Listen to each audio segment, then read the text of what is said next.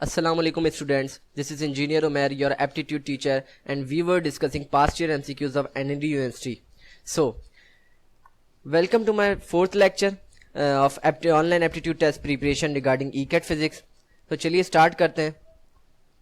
हमारे पास 10 MCQs हम पिछले लेक्चर में कर चुके थे NND पास पेपर्स के. नाउ अब 11th हमारा MCQ क्या है कि in elastic collision the kinetic energy increases but the momentum remains the same. अच्छा, ये इसका ऑप्शन है बोथ मोमेंटम. अच्छा, यहाँ पे ऑप्शंस देख लो, चारों ऑप्शंस लिख देता हूँ. क्या है कि काइनेटिक एनर्जी बढ़ेगी, मोमेंटम सेम रहे, मोमेंटम और काइनेटिक एनर्जी दोनों सेम रहे यानी कि कंजर्व्ड रहे, मोमेंटम इंक्रीज हो काइनेटिक एनर्जी सेम रहे, या फिर मोमेंटम सेम रहे काइनेटिक एनर्जी चेंज हो, आइदर डिक्रीज और इंक्रीज. सो कहां से लिया गया है? चैप्टर नंबर 3 मोशन से लिया गया है. नाउ अब मैं इसको बता दूं कि इलास्टिक कोलिजन क्या होता है. देखो बेसिकली इलास्टिक कोलिजन इलास्टिक से निकला है ना. इलास्टिक को समझो पहले, कोलिजन तो आपको पता है. इलास्टिक क्या होता है? इलास्टिक हमेशा उस चीज को, जैसे कि हम रबर बैंड ले लें या इलास्टिक ले लें, तो उसको हम जब स्ट्रेच करते हैं तो जितनी फोर्स से स्ट्रेच करते हैं उसी फोर्स से वापसी आ जाता है, और टोटल जो है उसका फोर्स में कोई फर्क नहीं आता, क्योंकि भाई सारी की सारी फोर्स जो खींचने में लगी थी वही वापसी रिटेन होने में लग गई. सो एनर्जी भी जितनी उसकी पोटेंशियल थी खींचने में लगी उतनी उसकी काइनेटिक में कन्वर्ट होके बराबर हो गई, तो टोटल एनर्जी सेम रहती है. इसी तरीके से जब इलास्टिक कोलिजन होता है ना, तो जिस फोर्स से आता है उसी से टकरा के उसी फोर्स से वापसी चले आता है. जब हम बोलते हैं इलास्टिक रिफ्लेक्शन, तो जिस एंगल से आएगा उसी एंगल से जाएगा. तो बेसिकली इलास्टिक ये होता है. तो by definition elastic collision is a collision in which there is no net loss of kinetic energy in the system. Kinetic energy या एनर्जी में कोई लॉस नहीं आता, क्योंकि टोटल और बिफोर आफ्टर कोलिजन सेम रहती है उसकी energy. Now, so in this case, both momentum and kinetic energy are conserved quantities in the elastic collisions. So answer क्या हुआ हमारे पास? B. Both momentum and kinetic energy is conserved. Next पे आते हैं. If the angular momentum of the system is conserved, then the net torque acting on the system is what? बेटा बोलता है angular momentum अगर मैं सेम रखता हूं तो net torque पे यानी कि टॉर्क, टोटल टॉर्क पे क्या इफेक्ट आएगा? अच्छा जी, मैक्सिमम हो जाएगा टोटल टॉर्क, मिनिमम हो जाएगा, जीरो हो जाएगा और कांस्टेंट. चैप्टर नंबर 5 इक्विलिब्रियम से लिया गया है. अच्छा भाई, सब्सक्राइब का ऑप्शन भी आ गया, जल्दी से सब्सक्राइब कर दो. देखो मुझे वैसा रिस्पांस मिला नहीं जैसा हमेशा मुझे मिलता था.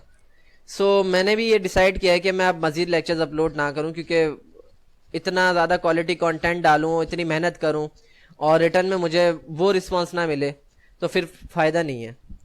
चलिए इस वीडियो के बाद देखते हैं क्या रिस्पॉन्स मिलता है, उसके हिसाब से फिर मैं डिसाइड करूंगा.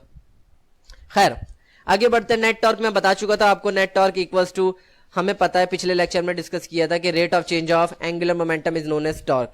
तो यहाँ पे डेरिवेटिव की टर्म में लिया गया है. अच्छा, वो कहता है अगर एंगुलर मोमेंटम क्या है यहाँ पर? L. अगर मैं इसको कांस्टेंट रखता हूं, जब इसको मैंने कांस्टेंट रखा तो मुझे बताओ derivative of every constant will be zero. So derivative of the constant function is always zero. ये तो बेटा मैथमेटिकल टर्म में हो गया. वैसे हम फिजिक्स में पढ़ते हैं कि भाई नेट टॉर्क जीरो हो जाता है जब एंगुलर मोमेंटम सेम रहता है. फिजिक्स की टर्म में, मैथ्स की टर्म में इसको समझो कि अगर डेरिवेटिव लूंगा मैं भाई किसी कांस्टेंट का, एल को कांस्टेंट कर लो, कोई उसमें फर्क नहीं आ रहा, तो जब एल का कांस्टेंट का डेरिवेटिव लूंगा तो जीरो ही आंसर आएगा. तो इसका आंसर क्या हुआ? जीरो. ठीक है, आगे बढ़ते हैं. 13 आ गया. A mass attach to a string. Mass attach to a string, बिल्कुल सिंपल पेंडुलम की एग्जांपल ले लो भाई. स्ट्रिंग होती है पेंडुलम की, उसके नीचे मास बॉब लगा होता है, तो वैसा है. At a constant speed in a horizontal circle. अब उसको रिल्ड किया गया. क्या किया गया? रिल्ड या रोटेट किया गया, स्विंग किया गया, और उसने बनाया एक हॉरिजॉन्टल सर्कल. इमेजिनरी सर्कल नहीं बन जाता जब आप घुमाते हो किसी चीज को. तो सो विल फ्लाई ऑफ. अब वो उड़ जाता है एट अ टेंजेंट बना के, उस सर्कल का टेंजेंट बना के वो उड़ जाता है अगर स्ट्रिंग ब्रेक कर जाए बीच में से सडनली. तो क्या होगा मुझे बताओ, ये किसकी वजह से हुआ? सो इनर्शिया की वजह से हुआ, सेंट्रीफ्यूगल फोर्स की वजह से हुआ, सेंट्रीपिटल या मोमेंट ऑफ इनर्शिया. विजुलाइज कर देता हूं मैं ताकि अच्छे से समझ में आ जाए. चैप्टर 6 ग्रेविटेशन से लिया गया है. नाउ अब मान लो, देखो इस तरीके से कुछ, भाई अपने पास स्ट्रिंग क्या है? ये हमारे पास स्ट्रिंग है, ठीक है ना. अब देखो वो कहता है कि मान लो कि भाई इस तरीके से आपने बॉडी को रोटेट किया, ठीक है, यहां से आपने बॉडी को पकड़ा था और ऐसे करके रोटेट कर दिया. जब इसको रोटेट किया तो ये घूमने लग गया. घूमने किसकी वजह से लग गया? सेंट्रीफ्यूगल फोर्स की वजह से, जो अवे फ्रॉम द सर्कल लेके जाती है ना. जैसे ही उसमें ब्रेकेज आई, बीच से टूटा, तो देखो तुम जो फोर्स लगा रहे थे घुमाने के लिए वो तो खत्म हो गई. तो अब ये बॉडी कैसी हो गई? फ्री हो गई. ये बॉडी कैसी हो गई? फ्री हो गई.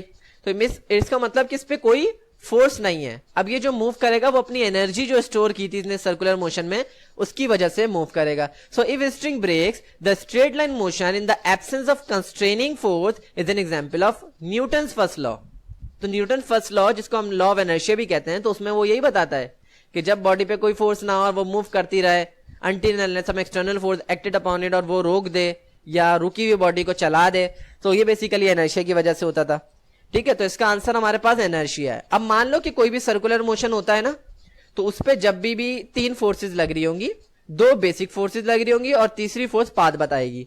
सो जो सर्कल के टुवर्ड्स लेके जाए यानी कि सेंटर की तरफ लेके जाए वो सेंट्रीपिटल फोर्स, जो अवे फ्रॉम द सर्कल जो आप लगा रहे हो उसको सेंट्रीफ्यूगल फोर्स, और जो टूटने के बाद जो मोशन हो रहा है उसका टेंजेंट पे, उसको कहते हैं हम पाथ ऑफ इनर्शिया। ठीक है ना, उसको क्या कहते हैं, पाथ ऑफ इनर्शिया, यानी कि अब जो मोशन होगा वो इनर्शिया की वजह से होगा।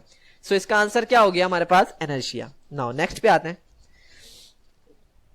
अच्छा, साथ साथ मुझे आंसर्स भी बताते जाओ कमेंट में, ताकि मुझे ये रियलाइज हो कि भाई ये आता भी है बच्चों को कुछ क्वेश्चंस। ठीक है, now the work done in moving body from one place to another in a gravitational field is independent of. Now option दे दिए, force of gravity, applied force, the path followed by a body और the power consume. तो मुझे इसका answer बता दो, बहुत आसान है, इसकी डेफिनेशन हर बच्चे ने याद की थी, कंजर्वेटिव फील्ड वाला है ये, हिंट दे देता हूं मैं। तो आंसर क्या है जल्दी से लिखो कमेंट में। लिख लिया? अच्छा, बता देता हूं, चैप्टर नंबर 7 वर्क एनर्जी से लिया गया। अब बता दो। ठीक है, नाउ अब मैं बताता हूं। देखो भाई, वो कह रहा है वर्क डन करो। भाई जब एक बॉडी इधर एक जगह से दूसरी जगह जाएगी तो वर्क डन होगा। अब वो कह रहा है वो ग्रेविटेशनल फील्ड इस मामले में अगर वर्क डन होता है तो ग्रेविटेशनल फील्ड इस मामले में किससे इंडिपेंडेंट है? फोर्स ऑफ ग्रेविटी से? बिल्कुल नहीं। Applied force? बिल्कुल नहीं। Power consume? नहीं बेटा। पाथ फॉलोड बाय बॉडी, भाई किसी भी रास्ते से वर्क डन हो उससे कोई फर्क नहीं पड़ता। सो इसको हम क्या कहते हैं, the work done in earth gravitational field is independent of the path followed by body, किसी भी रास्ते से जाए, showing that the earth gravitational field is a conservating field. तो ये भी एमसीक्यू आ सकता है कि भाई अर्थ ग्रेविटेशनल फील्ड कैसी फील्ड है? Non conservative, conservative. ठीक है, तो कंजर्वेटिव फील्ड है। ठीक है, नाउ सो इसका आंसर क्या हो गया, path followed by body. Now next करते हैं 15, लाउडनेस डिपेंड्स अपॉन। अच्छा जी, लाउडनेस किस पे डिपेंड करता है? Intensity, wavelength, amplitude of the vibrating body, और बोथ ए एंड सी, यानी कि इंटेंसिटी और एम्पलीट्यूड बोथ। सो साउंड से लिया गया, चैप्टर नंबर 8 है, तो ये भी बहुत आसान है, जल्दी से बता दो आंसर। ये तकरीबन हर बच्चे को आता होगा, जिसको नहीं आता उसके लिए मैं बता देता हूं। देखो, loudness of a sound depends the amplitude of the vibration. ये तो हर बच्चे को पता है कि भाई लाउडनेस ऑफ साउंड जो है ना वो एम्पलीट्यूड ऑफ वाइब्रेशन पे डिपेंड करता है, जितना ज्यादा एम्पलीट्यूड उतनी ज्यादा लाउडनेस। ठीक है जी। अच्छा, साथ ही में हमने एक वेबर फेचनर लॉ पढ़ा था फर्स्ट ईयर में।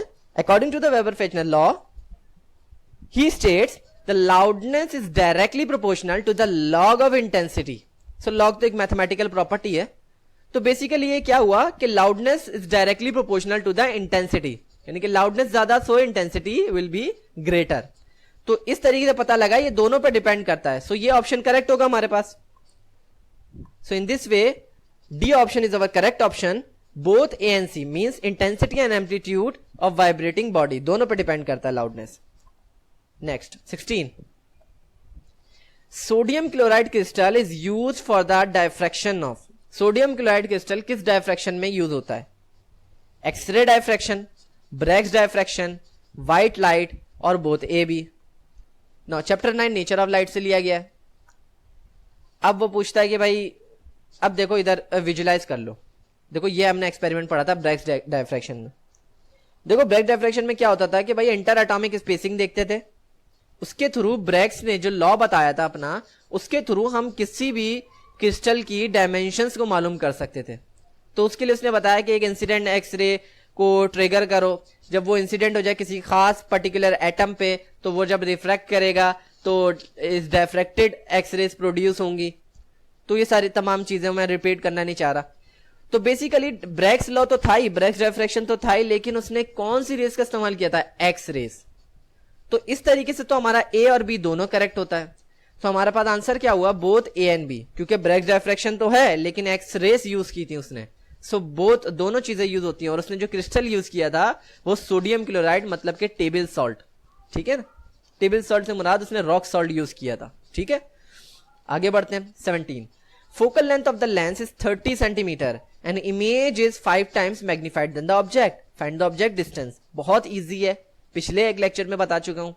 क्या होगा इसमें भाई, 36 दिया हुआ है, 35, 25 एंड 6। चैप्टर 10 ज्योमेट्रिकल ऑप्टिक्स से लिया गया भाई।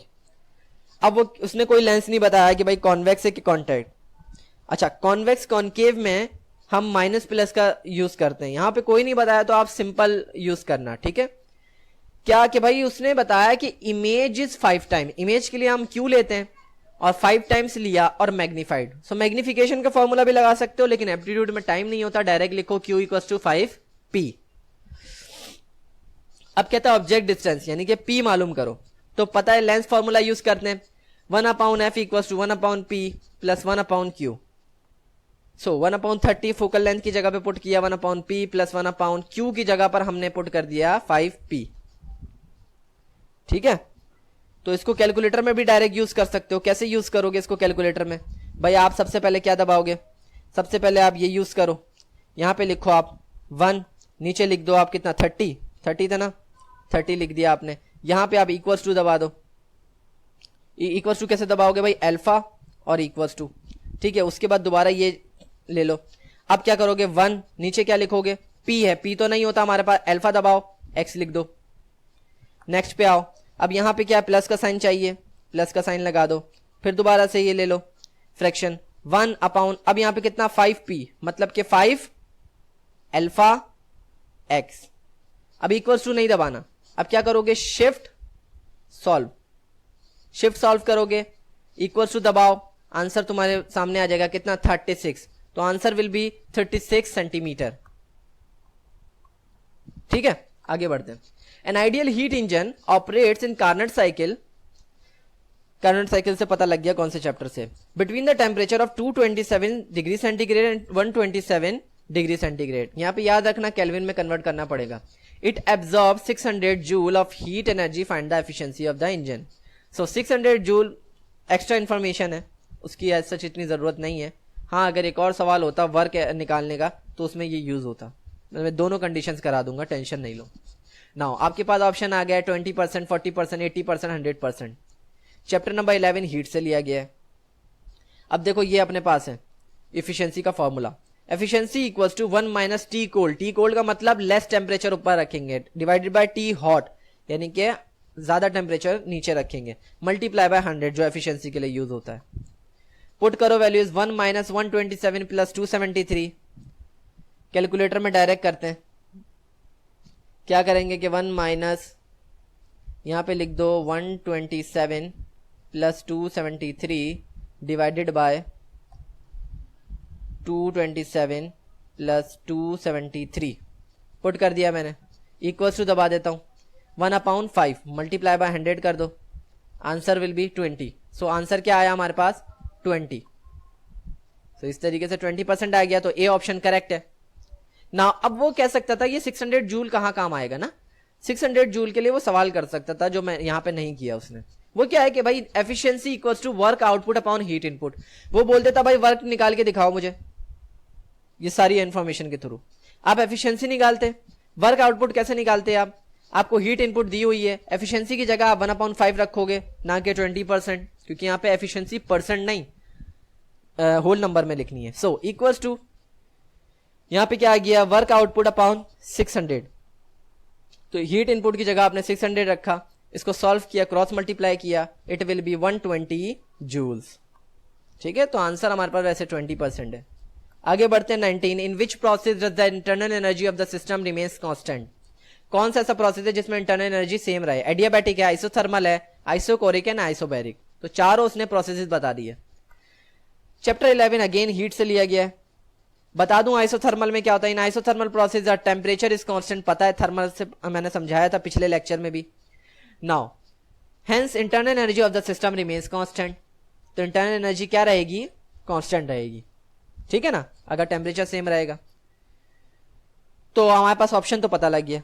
अच्छा, आइसोकोरिक प्रोसेस में भी ये देख लो, अगर सवाल आ जाता है कि in which process does the work done by the system will be zero, तो वो किस प्रोसेस में होता है।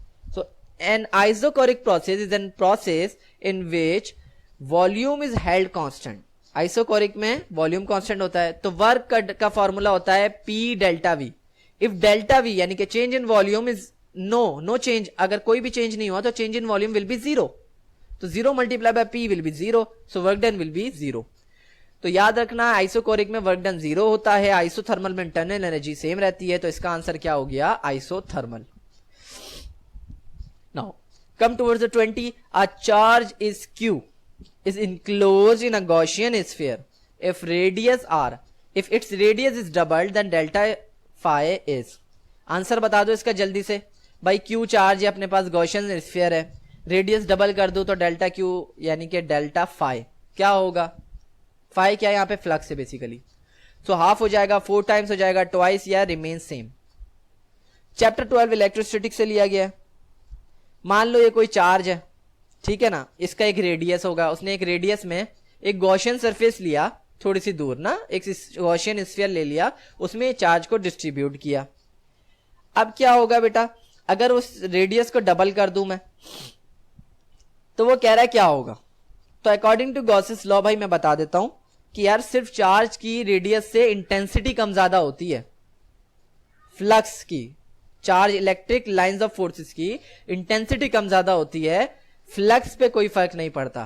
क्यों? क्योंकि गॉसेस लॉ बोलता है कि भाई total flux equals to net enclosed charge upon epsilon not.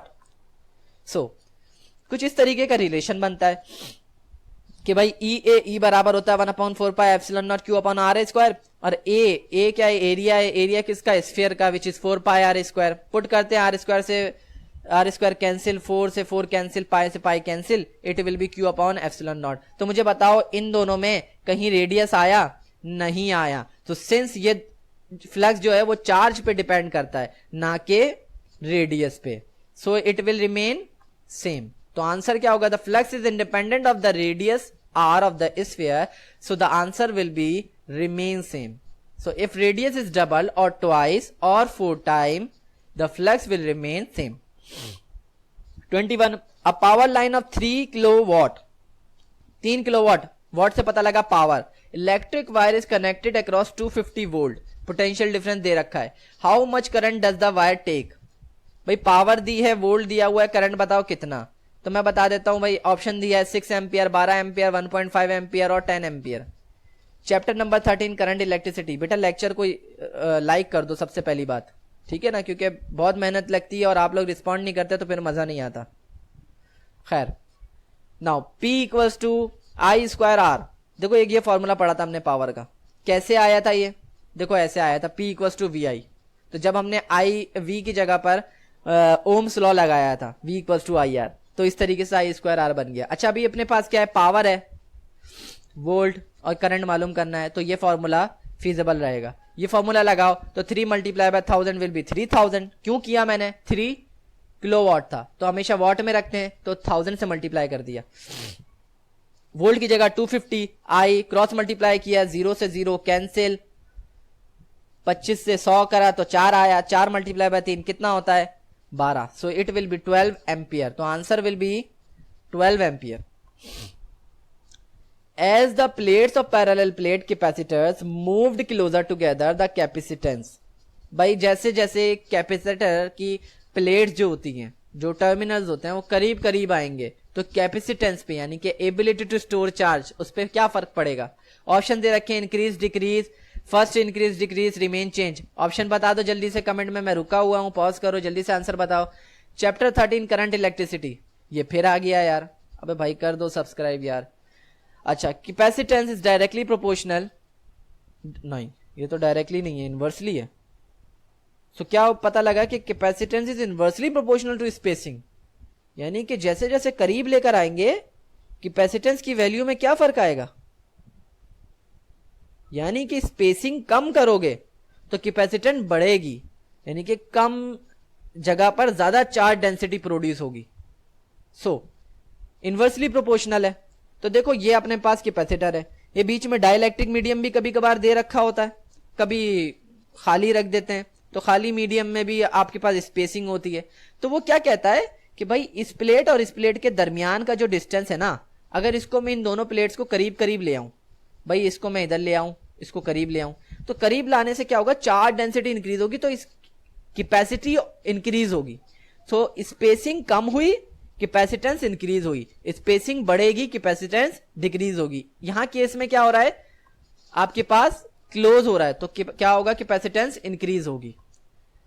23rd, P type semiconductor will form by the doping of, अच्छा ये समझ लो, बहुत अच्छे से समझा देता हूं मैं भाई। ऑप्शन दे दिए हैं, जिस बच्चे को आता है, ऑल्दो तो मुझे नहीं लगता कि ज्यादा बच्चों को आता होगा, जिसको आता है तो जल्दी से बता दो भाई मुझे कि भाई किस तरीके से इसको हम सॉल्व करेंगे।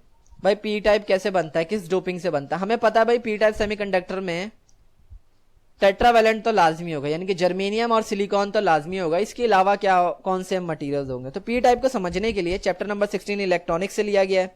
भाई बता देता हूं, P type semiconductor is form by the doping of pure silicon with trivalent impurities such as boron, gallium, indium. अब वो कहता है ट्राइवेलेंट, अगर ट्राइवेलेंट जिसकी वैलेंसी कितनी हो, आखिरी शेल में 3 हो इलेक्ट्रॉन, अगर उससे सिलिकॉन या जर्मेनियम को मिला देते हो तो पी टाइप बनेगा। और अगर डोपिंग सिलिकॉन और जर्मेनियम विद पेंटावेलेंट यानी कि 5 वैलेंसी वाले से अगर जोड़ देते हो तो एन टाइप बनेगा। चलो इसको थोड़ा सा समझ लेते हैं। भाई देखो ये पेंटावेलेंट है, आखिरी शेल में देखो इसके कितने हैं, 5 हैं, गिन लो। ट्राइवेलेंट का देखो तो आखिरी शेल में कितने, 3 है, बोरोन है। कैसे पता लगेगा, देखो आप ले लो ग्रुप 3A, 4A और 5A, ये बिल्कुल डी ब्लॉक एलिमेंट होते हैं ना, बिल्कुल आपके राइट पे, ये वो वाले हैं। 3A, 4A और 5A, इन तीनों का चक्कर है। देखो ये तो सेम रहेंगे अपने, कार्बन, सिलिकॉन, जर्मेनियम, टिन। ज्यादा यूज कौन से होते हैं, सिलिकॉन, जर्मेनियम, क्योंकि ये सबसे अच्छे सेमीकंडक्टर्स बनाते हैं। नाउ अगर मैं 3 और 4 को मिला दूं, यानी कि 3 और 4 के एलिमेंट्स को, जैसे कि बोरोन सिलिकॉन को मिला दूं, aluminium silicon, aluminium germanium, gallium silicon, इनको मिला दूं तो मुझे मिलता है पी टाइप। क्या मिलता है, पी टाइप।